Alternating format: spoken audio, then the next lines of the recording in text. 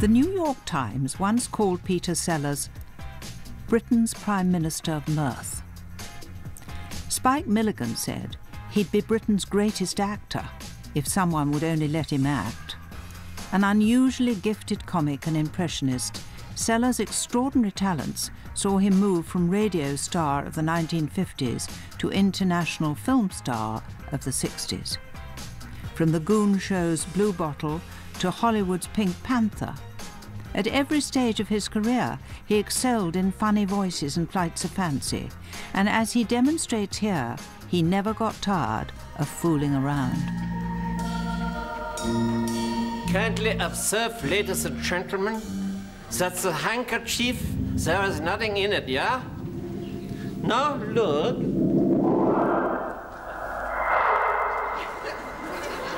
My head is in the handkerchief.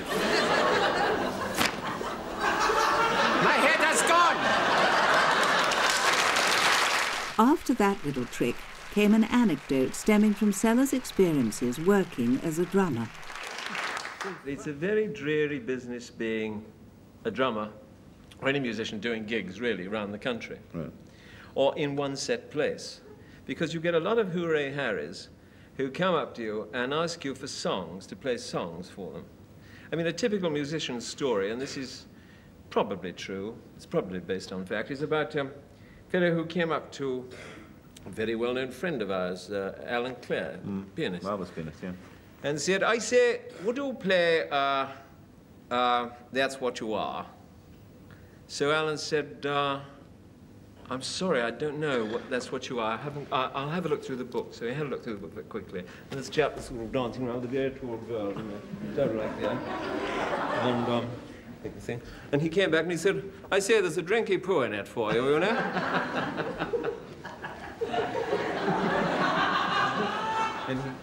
and he came back and he said, piano player, and kettle drummer. I was known as a kettle drummer. I don't know why. You never used to play a kettle, but it comes from timpani, you see.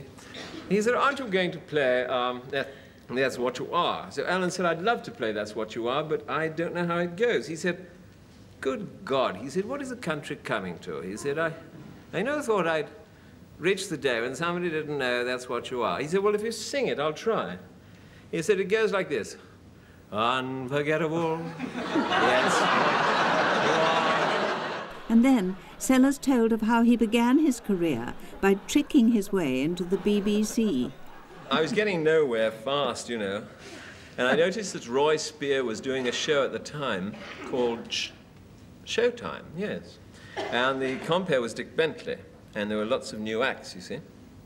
And I'd written in, I don't know how many times, to try and get on the show, no reply. The secretary said, Mr. Spear, I got nothing to lose. I thought, well, I'll phone up. Because we were doing these impersonations, and one of the big shows on the air was Much Binding in the Marsh, with Kenneth Horne and Dickie Murdoch. Right. And I just thought I'd do it. You know, you do things at certain times in your life. You've got to get ahead. You've got to get ahead, you know. You've got to... So I thought, if I stay here, I'm dead, you know. Even if he kicks my ass out of there, it doesn't matter, as long as I make some impression. Right. So I phoned up, and I thought, being a senior producer, Spear would probably know Horne and Murdoch, you see, who were very big then. And I thought, if I click with the secretary, I'll get through, right? So I said, oh, hello, this is Ken Horne. There's Roy there. Now, once she said, oh, yes, she is Kenneth, I knew I was right. So, got on there, and Roy said, hello, Ken, how are you? He said, I said, listen, Roy, I'm phoning up because I know that new show you've got on, what is it, Showtime or something. Dickie and I were at a cabaret the other night, saw an amazing young fellow called Peter, what was his name? He said Peter Sellers. I said, Peter Sellers.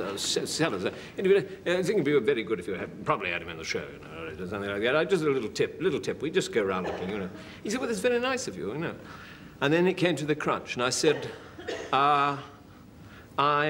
it's me. He said, what? I said, it's me, Peter Sellers talking, and it's the only way I could get to you. And would you give me a date on your show? And he said, you cheeky young sod, he said. He said, what do you do? I said, well, obviously do impersonations. I was 22 at the time. Yeah.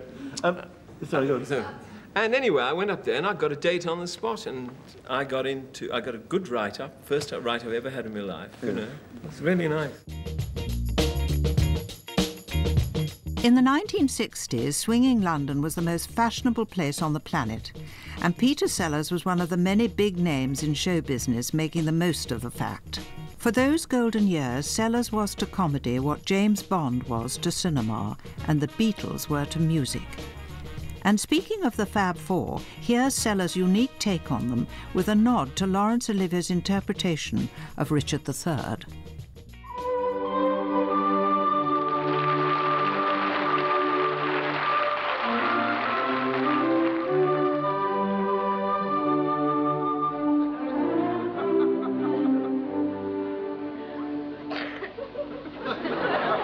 It has been a hard day's night.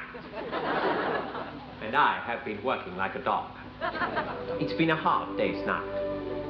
I should be sleeping like a log. But when I get home to you, I find the things that you do will make me feel all right. You know I work all day to get you money to buy you things. And it's worth it just to hear you say, you'll give me everything. That's why I love to come home, 'cause when I get you alone, you know I feel okay. A recording of that performance made the top 20 in the UK charts, a testament to Sellers' wide appeal. People love seeing him immerse himself in characters like I'm All Right Jack's Fred Kite and Dr. Strangelove. Famously, Sellers would say that he wouldn't know what to do if asked to play himself. There is no me, he said. I do not exist. There used to be a me, but I had it surgically removed. And I'm not the real Peter Sellers. I am, in fact, a mock-up, a plastic mock-up. I'm beginning to think that increasingly every day as I look at myself in what I laughingly call the mirror. It is another copy of myself who I leave at home to do the housework because I can't get any servants. Coronation Street, is it Coronation Street? No, this is called The Life of and Times of Peter Sellers or something like that. Oh, him. Yes, yes. The great him. problem is that we can't find him. I've tried, we've been looking around all over the place. That microphone moved then. That wouldn't be him, would it, down there? That big one down there. Just a moment, I'm not sure. Come on out of there. We know you're in there. No, he's not in there, no. No, that's stretching it a bit far for him. You think so? I mean, in the nicest possible way. Oh, shit.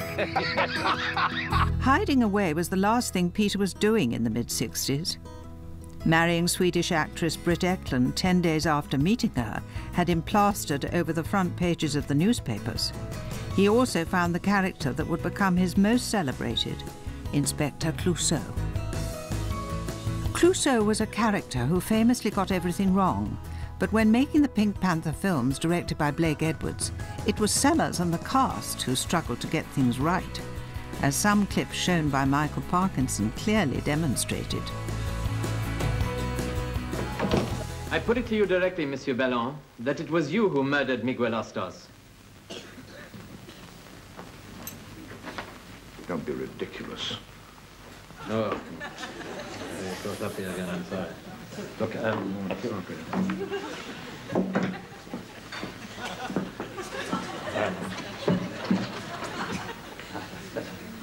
I just like...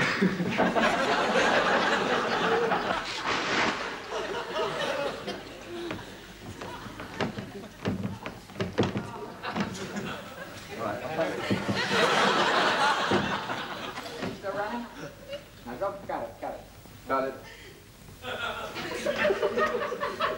Then I submit, Monsieur Ballon, that you arrived home, found Maria Gambrelli with Miguel Ostos, and filled him in a writ of fellas jail.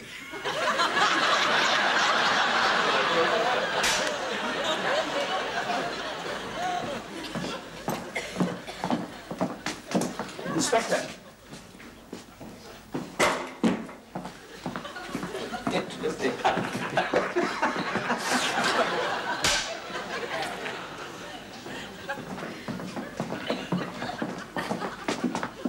Inspector? Yes, ma'am. Very interesting museum you have here. Inspector! Yes.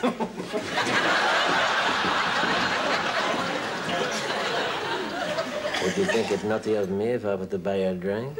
You already have. Yes. Well, how about that by myself, well, and we share it together, huh? All right. Waiter, another Waiter.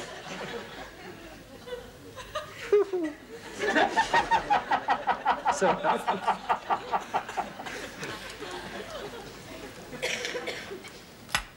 I have fixed your doorbell from the ring.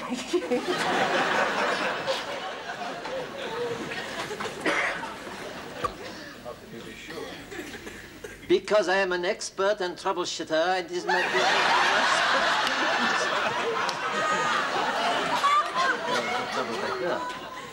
If you require anything... Monsieur, all I require is a little privacy in which to work, my bag of tools, and...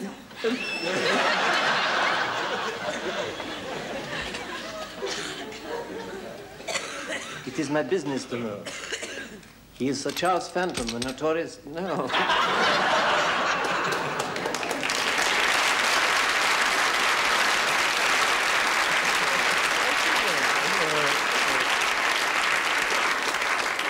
They are funny, aren't they? It's amazing, actually, when you watch them. I mean, Blake Edwards has got about 200,000 feet of you doing that. I mean, it's amazing you ever finish a film with him. We always have 2 weeks extra for laughs, you know. For giggling? Yeah. Yeah. It's great working with Blake. It's fantastic. Yeah. The Inspector Clouseau character comes up again in this appearance on the live discussion programme Film Night, which begins with some trademark fooling about. Ladies and gentlemen, Peter Sellers.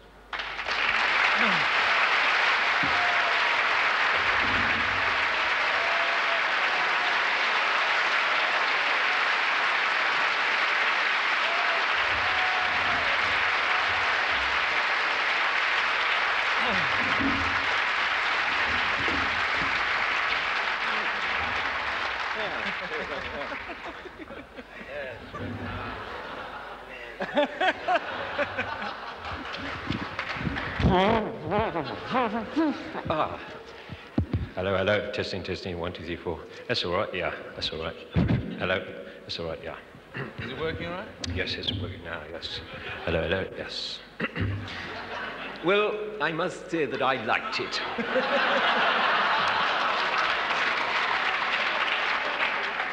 I found its comedy intrinsically funny. The cutting, I think, from the grandfather's rather prominent member to the brush on the wall was quite exquisitely... Did you really think that?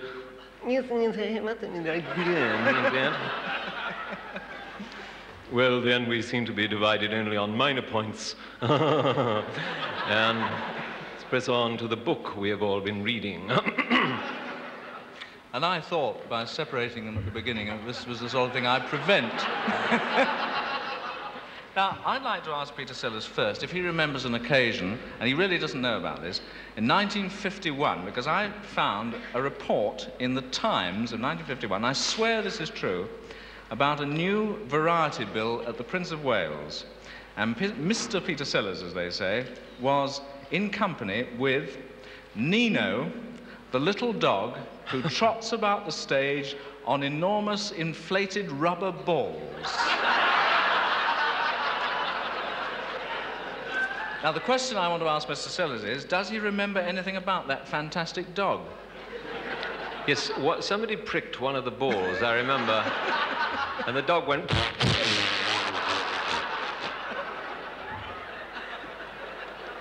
I used to do impersonations in those days, or impressions, yes. Tommy Handley, lots of people, you know, various ones. I didn't used to do Alec Guinness in the... I beg your pardon. These days, you know, party things, I trot a few out of various well-known stars of stage, screen, and labor exchange. And one of my ones is of Alec Guinness. I do that one quite often. especially one speech from Kind Hearts and Coronets when he was showing Dennis Price around the old church. He said, "My west window has all the elegance of Chaucer, with none of the concomitant crudities of the period." Thank you. Which film did you most enjoy doing, Peter Sellers? And is it now, looking back, the same film? Well, I enjoyed playing very much. I enjoyed very much playing Claire Quilty in Lolita. A long way back now. Just the first 5 minutes of that film I enjoyed very much. I like to do... I like that, and I think it looks good when you watch it on the screen. Dr. Strangelove was a fascinating experience, again with Stanley Kubrick, trying to find out what made Dr. Strangelove tick over and why he wore a black glove and why one hand was a Nazi and the other hand wasn't. And the way we got to that is a whole interesting story. Those were the days. They don't write hands like that anymore. And I think I always will like, you know, the memory of playing Inspector Clouseau. Clouseau's a special sort of character, you know. There are people like Clouseau around all over the world. He's a sort of man with great inbuilt dignity, you see, great dignity. He's an idiot, but he knows that, but he wouldn't let anyone else know that, you see. He's very, very keen, so that if something goes wrong, you see, if he falls over or something, you know, something awful happens, he immediately suspects that someone said, "Yeah, bleeding idiot," you know. But you see, he wouldn't let that disturb him. He'd say, "What was that? What is that you said? What, I heard that. What was that?" And someone, you know, some schlapper would say, "Nothing, sir." He said, "Yes, of course, nothing, yes, yes." Like if there's a phone call and they say, "There's a phone call for you, Inspector." He said, "Ah, that would be for me." Because, you know, I mean, because he wants to be one up all the time, you see. An awful lot of people like that about, you see. Clouseau took Sellers to a whole new level of fame and earned him a Golden Globe nomination in America. But international stardom didn't mean leaving old colleagues behind. Here he is, joining his fellow goon, Harry Seacombe, for a 1972 appearance on Parkinson, and showing again that he knew how to make a big entrance.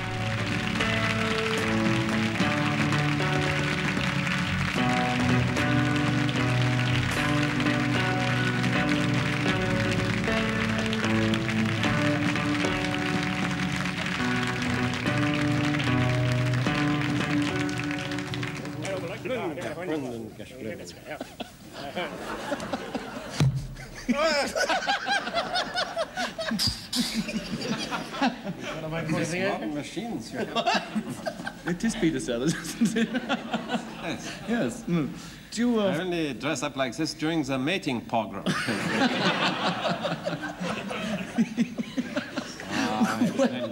Deutschland. I'm a Yankee Doodle Dust. Where do you get that out from, Peter? This is a real German help. What is all that lot down there? Oh, it's just some little extras we have down there. Oh, hello. Hello. I just saw it. I saw it. I've seen it. I did a film in Guernsey, and we were working underground in an actual German hospital. Factory. And I found this. It was all rusting away in the corner, so I got some people. But you know what, really the truth about this whole thing, I am sick of this business about Churchill. The young Churchill, the old Churchill, the weak Churchill, the thin Churchill, the fat Churchill. Why doesn't someone tell the truth about Churchill?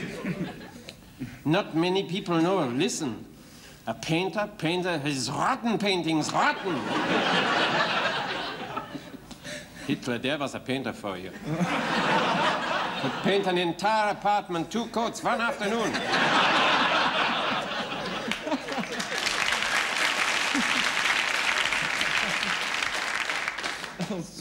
You are listening to this from the horse now. You are getting... Hitler had more hair than Churchill. He told funnier jokes. And he could dance the pants off of Churchill. Churchill couldn't even say natter. Like, nah. That is my favorite bit of dialogue from, and a plug for good old Mel Brooks and the producers. Springtime for Hitler and Germany. Can I take this off? Yeah, please do, Peter. I have to take my head with it. Yes. Now you see. Let's have a look at this for a moment. Yeah. Now, thinly disguised as... Oh, God. No, it's better without. I shared your admiration, actually, for that film. It's a great film. Very underrated. I don't know why they didn't push that. Yeah. Well, you know, why they didn't push it is what's wrong with the movie industry, basically, isn't it? Absolutely right. We'll talk about that later. Yeah. It occurs to me that the art of impersonation like that is sort of...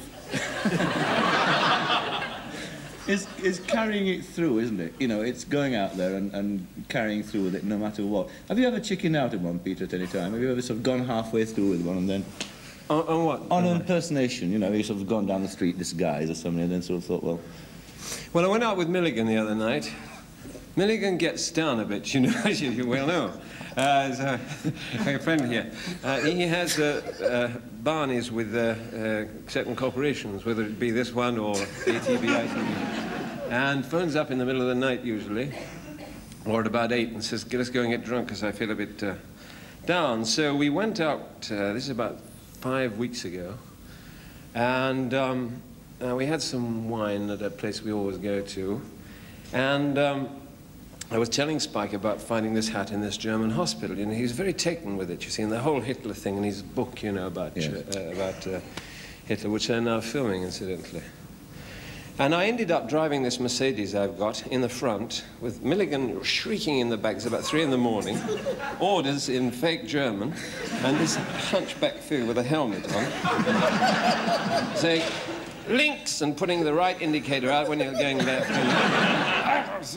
And people would drive up and suddenly the lights, you know, and suddenly think, God, what's that? You know, is it going on? And we ended up in some Greek restaurant about 3 in the morning there, that Milligan knew around in the back of Bayswater. And it was all rather like something out of the French Connection. I don't know what happened because I don't even remember getting home. I thought to myself, my God, if anyone stops me like this, what am I going to say? You know, you know, if the old fuzz come up. That's right. What are you going to say about it, really? You know, because I was, you know, as high as a kite. I wasn't really fuzz. I was just as low as a kite. What about this gift, though, Peter, of picking up a person's voice, imitating it? Do you have to listen to it for a long time, or do you? Is it like some instant feedback with you that somebody says something to you and you pick it up immediately? Do you know about that? Oh, there's not many people know that. Do you know? What's that? This is my Michael Caine impression.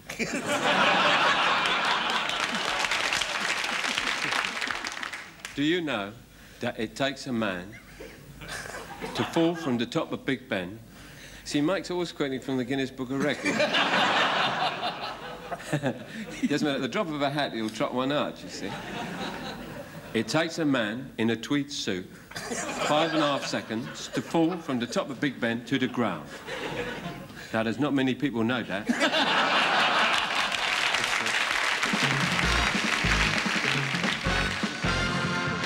The celebrity friends didn't end with Michael Caine.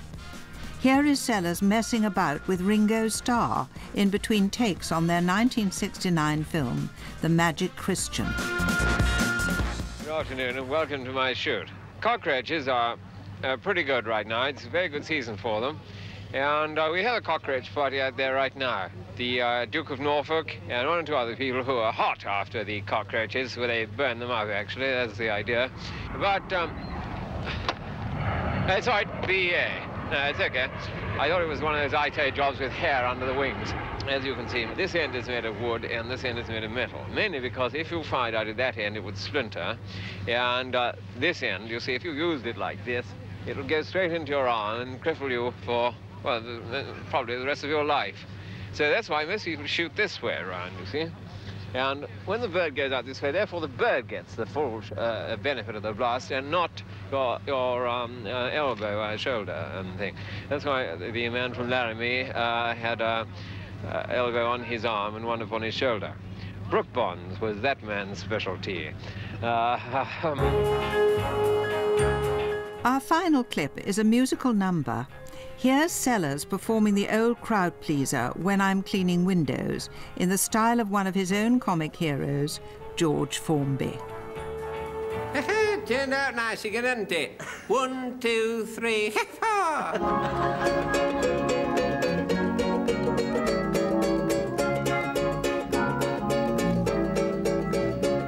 Now I go cleaning windows to earn an honest bob.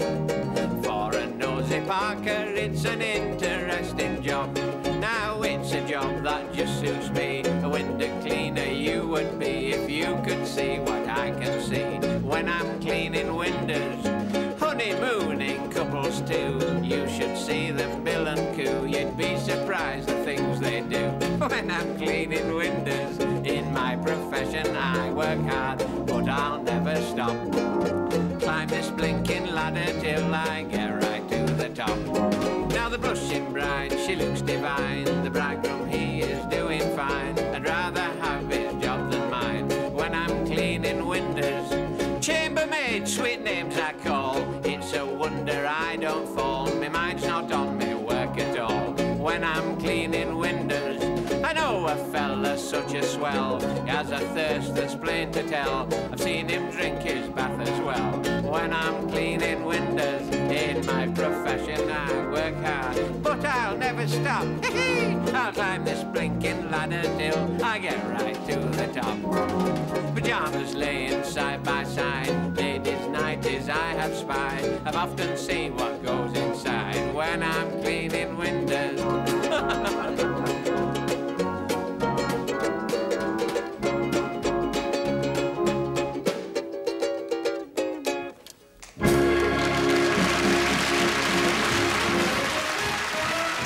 Peter Sellers saved his last ever joke for after his death, which came in 1980 after a heart attack.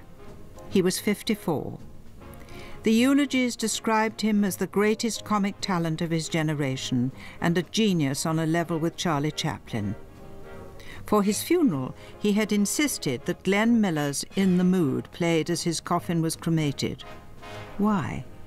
Because he absolutely hated the song and knew it would give all his friends one very last laugh. We're talking comedy again on Easter Monday from 3:45 with Les Dawson and the Two Ronnies. Next today, Heidi High.